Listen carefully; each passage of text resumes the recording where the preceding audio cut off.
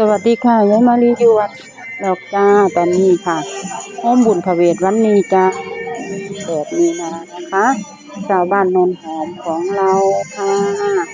ส่วนทำเบอร์บุญกันนะคะค่ะจัดดอกไม้ค่ะทำบุญโอ้ยท่านอาจารย์ก็พาจัดค่ะสวยงามตกแต่งจ้ะมื้อนี้ก็เป็นมื้อโฮมกันเนาะค่ะเนาะค่ะมาเบิ่งจ้ะพี่น้องค่ะ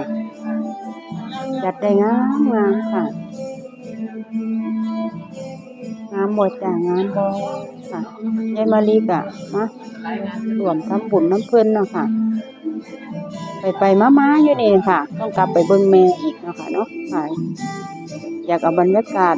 ถ่ายรูปงามๆที่วัดสกลทวาสมาให้เบิ่งเนาะค่ะเนาะเพิ่นจัดได้ประดับประดางามดีค่ะแต่ละฉากแต่ละรูปก็งา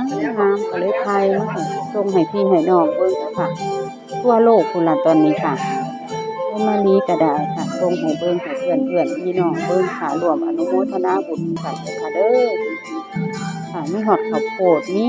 ทุกอย่างเนาะค่ะเนาะค่ะมะเขือค่ะอ้อยมีทุกอย่างเลยค่ะมีกล้วยค่ะ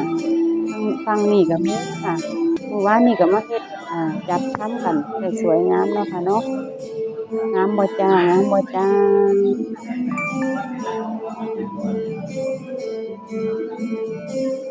งามบ่ค่ะยายมารีว่าเพิ่นเฮ็ดได้งามก็เลยถ่ายรูปมาให้เบิ่งเป็นดอกพี่น้องคิดฮอดพี่ฮอดน้องเนาะพี่น้องชาวครีเอเตอร์พี่น้องค่ะเพื่อนที่รักทุกท่านนั่นแหละค่ะมาถึงช่องใหญ่แล้วค่ะพี่น้องค่ะยายบุญมาคุณศึกษาปะนะแม่บุญมาคุณศึกษาของใหญ่ยายนี่ก็มาลูกไปแล้วค่ะ